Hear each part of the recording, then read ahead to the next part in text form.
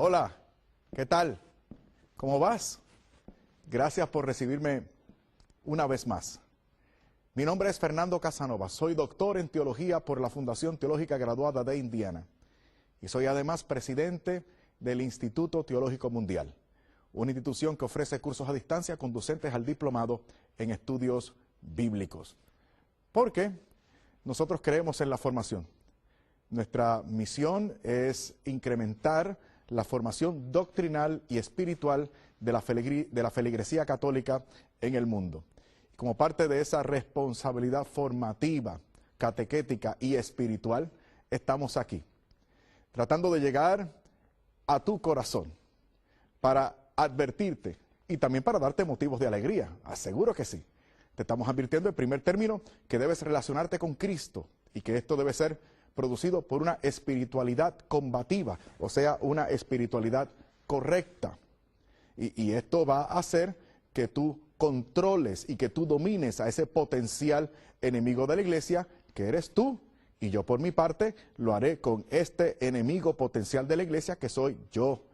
Pero esto produce alegría y gozo, porque nos estamos relacionando no con una idea equivocada del Señor y de la forma equivocada, sino con el Señor correcto, con los medios correctos establecidos por el Señor, aconsejados por la iglesia y ya vividos y experimentados por los santos y santas que nos han precedido en la fe. Y hoy te voy a hablar de un criterio para identificar al Cristo correcto. Ese criterio lo vamos a ir descubriendo. Es más, cuando te mencione el pasaje del cual vamos a partir, ya tú sabes cuál es. Me refiero al relato de los discípulos de Emaús, el que tenemos en el capítulo 24 de Lucas, a partir del versículo 13. Aquí tenemos el relato de los discípulos de Emaús. Y lo primero que tenemos aquí es que después de la pasión, muerte y resurrección del Señor, estos dos discípulos de Emaús se apartaron de la iglesia. La iglesia estaba congregada en la primera diócesis en Jerusalén, cuyo primer obispo, después que Pedro sale a Roma, fue Santiago. Fíjate qué interesante. Y estos discípulos, después de la muerte y resurrección del Señor, pues decidieron irse de la iglesia. Iban a su lugar de origen, se apartaban. Y dice aquí que ellos iban con aire entristecido e iban narrando y comentando entre ellos todo lo que había pasado en esos días. Ahora, escucha bien, estos dos señores no eran gente mala. Fíjate qué interesante. Carecían de fe, pero no era gente mala, no eran criminales. Y con esto ya te vamos demostrando que para este camino del encuentro con el Señor y para encontrarse con este criterio, no basta con ser bueno. Sí, lo hemos dicho, porque la intención no es que tú y yo seamos buenos, a lo mejor tú y yo ya somos buenos, pero bueno puede ser cualquiera. No, la convocatoria que nos hace el Espíritu Santo a través de la Escritura, a través de la iglesia en el Concilio Vaticano II es a la santidad. No es suficiente, no basta con ser bueno. Dios quiere que tú y yo seamos perfectos. Entonces, tampoco iban diciendo cosas malas. Ellos no estaban murmurando. Ellos no estaban haciendo ni transmitiendo chismes. Ellos estaban discutiendo y hablando entre ellos lo que había acontecido en esos días. Y en ese sentido no estaban mintiendo tampoco, porque lo aconteció. Pero ellos estaban hablando de lo que había acontecido, pero no habían podido digerir la resurrección. O sea, hablaban de asuntos que eran ciertos, pero que no transmitían la plenitud de la verdad. Entonces, para descubrir este criterio de encuentro con el Señor, no basta con ser bueno, no basta con no mentir, no. Es necesario entonces encontrarse con la plenitud de la versión correcta de Dios. Porque ellos hablaban de cosas buenas y de cosas ciertas, pero no habían podido digerir la resurrección. Creían cosas buenas, creían cosas correctas, pero no lo creían todo. Y como no lo creían todo, pues entonces carecía de fe. Su fe se había reducido. ¿Se había reducido a qué? Se había reducido a un interés que ellos tenían por las cosas profanas, las cosas del mundo. Ellos esperaban a un Mesías justiciero. O sea, ellos tenían una versión de su Cristo y resulta que ese Cristo no se acomodaba a su definición, no se acomodaba a su interés. Porque ahora parece que ese Cristo pues se quedó crucificado y que ese Cristo fue derrotado y no podemos creer en el milagro de la resurrección y no nos podemos quedar con esa gente allá en la iglesia porque ellos aseveran cosas que a mí no me consta y como no nos consta, pues mejor nos vamos de la iglesia. Eso fue lo que hicieron los discípulos de Emaús. A su lugar de origen. Estaba lejito. Pero ¿saben lo que ocurrió? Y esto, para que quede registrado, como efectivamente quedó registrado en la Santa Escritura, se les apareció el Señor en persona. Pero como ellos estaban ahí con su versión de Cristo, y como Cristo resultó no ser ni hacer lo que ellos querían, no reconocieron a Cristo. ¿Por qué no lo reconocieron? Porque el Cristo que se les apareció no fue el Cristo que ellos querían. Entonces, mucho cuidado con la versión de Cristo. Te estoy enseñando acerca de un criterio para que te encuentres con el Cristo correcto. Porque esta espiritualidad combativa y militante requiere referencia constante a la verdad y fidelidad como respuesta de tu parte a esa verdad. No es Cristo a tu manera, no Cristo a la mía, no, es Cristo como es.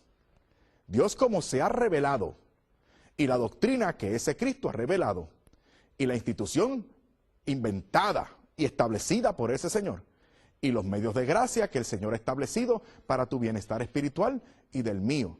Pero si tú te fijas una versión individual a tu conveniencia de Cristo, no le vas a reconocer cuando se te aparezca el Cristo verdadero. Gracias a Dios por estos medios. Gracias a Dios por la proclamación fiel, constante y martirial de la iglesia. Gracias a Dios por la revelación pública. Gracias a Dios que nos ha manifestado estos misterios para que tú te des cuenta del Cristo correcto. Y entre todo esto hay un criterio, que es el que te queremos enseñar en este capítulo de esta serie que preparamos con cariño para ti. Se les apareció el Señor y no le reconocieron. El Señor caminó con ellos y no le reconocieron. El Señor les pregunta de qué están hablando y ellos comienzan a narrarle lo que había pasado en estos días acerca de Jesús de Nazaret. Oye, y lo regañan. ¿Acaso eres tú el único que no conoce las cosas que han acontecido allá en Jerusalén? Entonces, mira qué interesante, no reconocen al Señor, no reconocen su soberanía, no reconocen su trascendencia, no reconocen su señorío, y entonces pues lo tratan como a uno más. Y me parece ver síntomas de eso allá afuera. Jesucristo es uno más que me va a ayudar. Que me va a ayudar a resolver mi problemita, me va a ayudar porque me tratan mal y yo quiero que me traten bien, me va a ayudar para que yo sea rico, me va a ayudar para que yo nunca me enferme. Entonces, ¿de qué Cristo estamos hablando? ¿Del correcto o del que te conviene? El que te conviene nunca va a aparecer, porque ese Cristo no existe. No, lo que va a haber es personas que se van a beneficiar de ciertas versiones erróneas y equivocadas de Cristo para beneficio y pecunio de ellos, en detrimento de ti y de tu felicidad y de tu salvación. Por eso te queremos referir a este criterio para que te encuentres con el Cristo correcto. Y el Señor en determinado momento le llama la atención también. ¿Y sabe lo que hace el Señor? Comienza a explicarle lo que los profetas testificaban de Él mismo. O sea, aquí tenemos al Señor dándoles una cátedra de Biblia, señoras y señores. Mira qué interesante. El Señor mismo les explicaba las Escrituras. Lo tuvieron como maestro de Biblia y de teología bíblica. Y la pregunta que yo te hago a ti es, tú que conoces bien el relato de los discípulos de Emaús, ¿reconocieron al Señor en ese momento? Óyeme, y espérate un momento, porque al final ellos testifican que cuando el Señor le mostraba todo aquello en las Escrituras, ellos sentían bonito. Se les sobrecogía el corazón. Es un reconocimiento que ellos hacen. Tenemos a Jesucristo mostrándole la Escritura, citándole la Escritura, y con esto te demostramos que con la Biblia no es suficiente. Y óyeme, y te está hablando una persona que le ha dedicado a este libro toda su vida. Pero por fidelidad a este libro, yo te lo tengo que decir, como el último versículo del Evangelio según San Juan. Muchas otras cosas hizo el Señor, que si fuesen puestas por escrito, el mundo no podría sostener los libros que tendrían que ser escritos para contener las enseñanzas y acciones de Jesús. Porque San Pablo no habla en Tesalonicenses también de la tradición, y de la tradición que él recoge, de la cual que comparte con ellos acerca de la institución de la Eucaristía, en 1 Corintios capítulo 11, versículo 23. Entonces, no es suficiente, no es suficiente. Este libro me testifica que no es suficiente. Hay un criterio, y lo vamos a entender, un criterio para encontrarnos con el Señor. Y un criterio certero de autoridad también, que es apostólico. Tú no quieres la verdad plena y completa. Pues entonces, si no la quieres, pues entonces te irás de la iglesia y te pasará como a los discípulos de Emaús. Te hablarán de algunos versículos de la Biblia y como los discípulos de Emaús, tú sentirás bonito. Tú sentirás cosas ricas.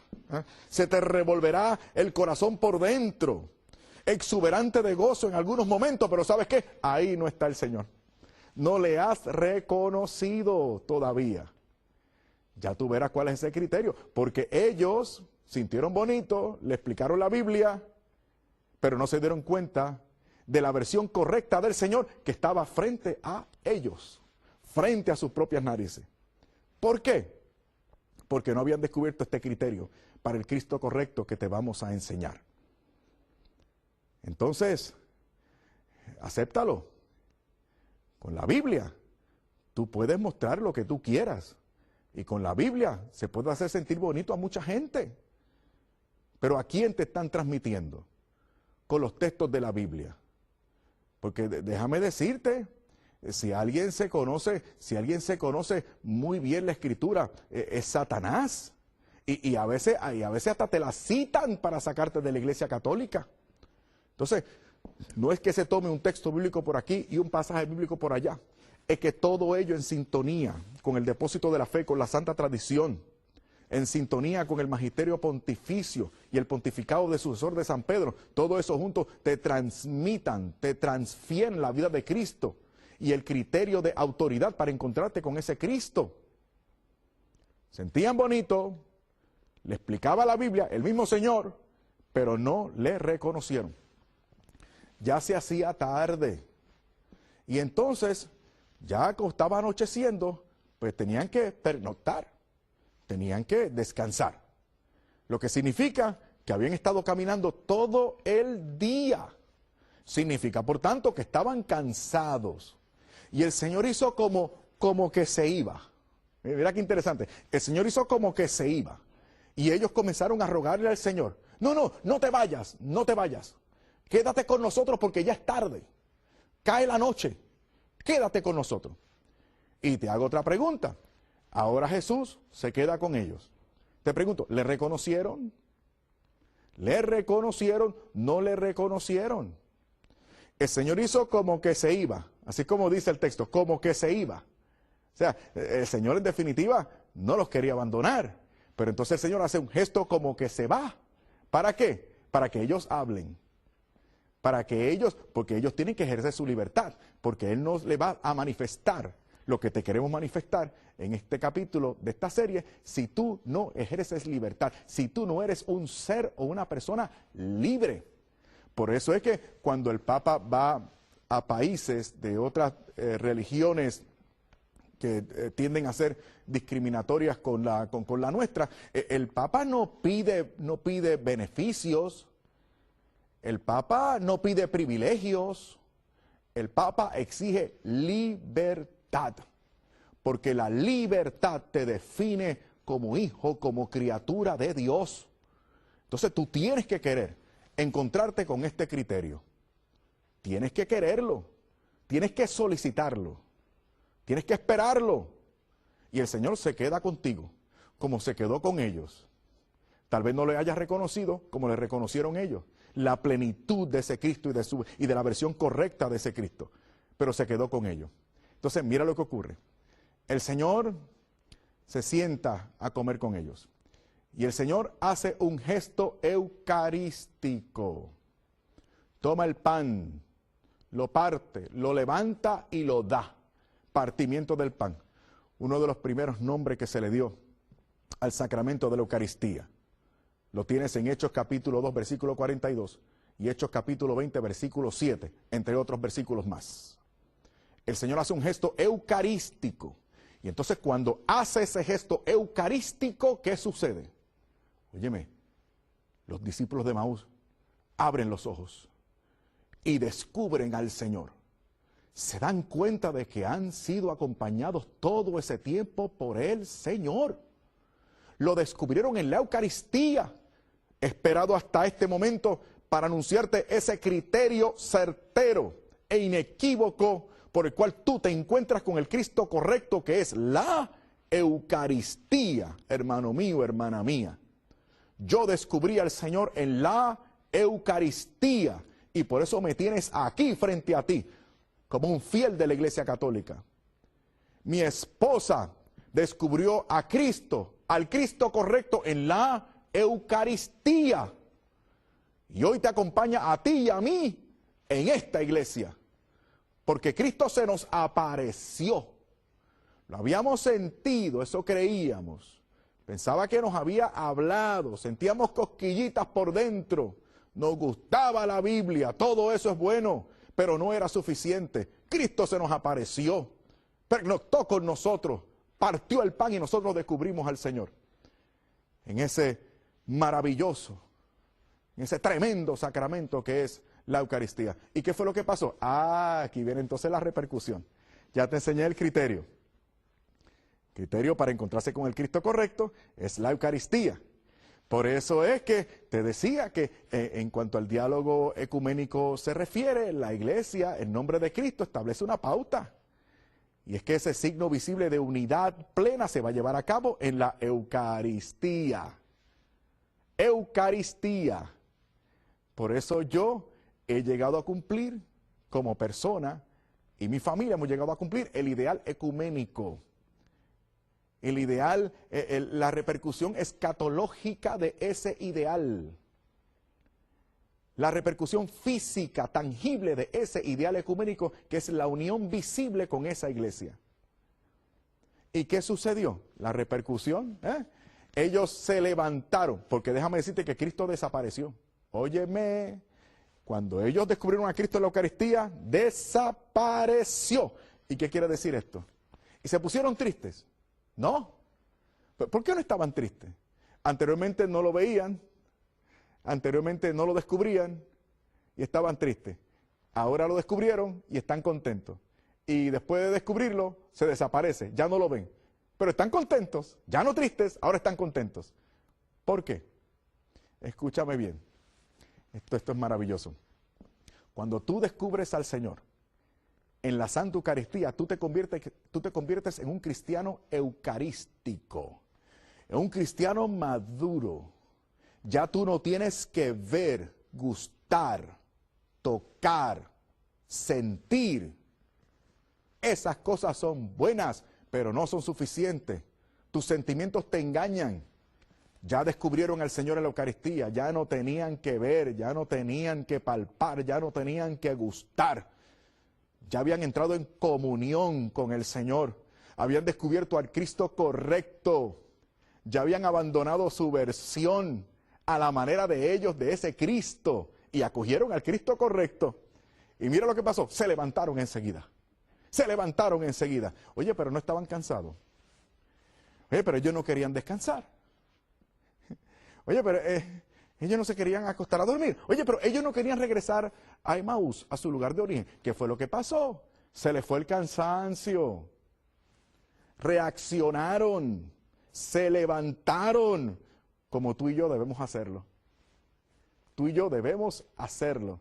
Por eso es que esas espiritualidades raras, así, de mantenerte neutral y de no hacer mucho, y de cruzar los pies, y hacer circulitos con las manitas, y vaciar tu mente, ¿qué va a hacer? Estamos ocupaditos, esto es acción, esto es ejercicio apostólico. Esta fe hay que vivirla, hay que gozarla, hay que disfrutarla, hay que participarla, hay que compartirla, transmitirla.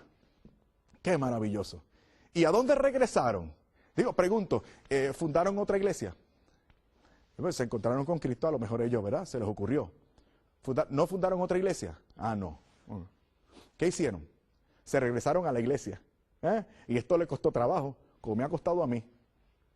Y a ti te ha costado permanecer en ella. Pues seguro, porque lo bueno cuesta. Lo bueno cuesta. Yo disfruto mi matrimonio y me cuesta. Disfruto a mis hijos y me cuestan, y mucho. Yo disfruto mi carro y me cuesta. Mi ropa y me cuesta. Todo cuesta.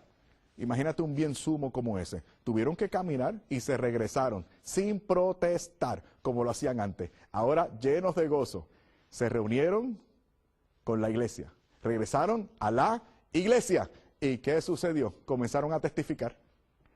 Por eso es que en esta serie te estamos hablando de eso. O sea, si tú no te encuentras con el Cristo correcto y no te relacionas con el Cristo correcto, vas a terminar fuera de la iglesia. No te vas a realizar como cristiano, no vas a ser feliz, no vas a agradar a Dios, porque no te estás refiriendo a ese criterio que es la Eucaristía, que te conduce a la iglesia como me condujo a mí, y a mi esposa, y a mis hijos, y a otros muchísimos, muchísimos más, que estamos regresando a la iglesia católica, porque queremos un encuentro no a nuestra manera con el Señor, sino a la manera del Señor. Y regresaron ellos dos a la iglesia y se pusieron a testificar. Entonces ya no eran antitestimonio, por lo tanto ya no eran enemigos de la iglesia, no, ahora eran aliados de la iglesia, ahora eran parte de la iglesia, se unieron con los apóstoles, con los primeros obispos, en comunión con los obispos. Y ahí estaba presidiendo el colegio apostólico nada más y nada menos que San Pedro, el primer papa. Ahí estaban ellos. Y comenzaron a testificar y dijeron, es cierto, se lo habían dicho hace tiempo, el Señor resucitó. Y ellos, no, porque es que nosotros no lo sentimos, es que no lo vemos, es que no nos conviene lo que ha pasado. Suena bonito eso de la resurrección, pero lo que queríamos era que Él hiciera otra cosa. Entonces, ahora es la versión correcta, la versión de Cristo. Regresan y testifican. Ya no son antitestimonios, ahora son testimonio efectivo y elocuente del Cristo resucitado. Y al final concluye que ellos le reconocieron al partir el pan. Los regresó a la iglesia. Dice San Ignacio de Antioquía que donde está el obispo, ahí está el Espíritu Santo y toda la gracia. Ellos regresaron y estuvieron en comunión con el colegio apostólico, con los hermanos y con la iglesia y con el culto establecido por el Señor para que nosotros adquiramos su vida, que es la Santa Eucaristía, ingiriendo su cuerpo, sangre, alma y divinidad. Ellos se encontraron con todo eso ahora y lo reconocieron. Lo tuvieron que aceptar. El Señor se les apareció y se dieron cuenta y lo descubrieron cuando en el partimiento del pan. ¡Qué maravilloso! ¡Qué maravillosa realidad! ¡Qué elocuencia! ¡Qué bendición! No olvides el capítulo 6 de San Juan.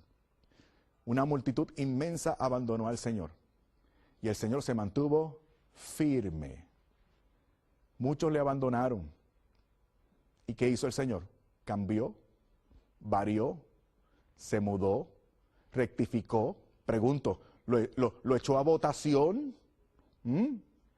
A lo mejor se hubiese puesto así más protestante y hubiese dicho, quédense conmigo y que cada cual crea lo que le dé la gana. ¿Fue eso lo que hizo el Señor? No. El Señor te pregunta a ti y a mí, ¿y tú te quieres ir también? Tú y yo no nos vamos a ir, porque tú y yo estamos referidos al Cristo correcto. Y ese Cristo correcto lo encontramos en el sacramento establecido por Él para un encuentro con Él, que es la Eucaristía. Piénsalo y medita. Dios te bendiga.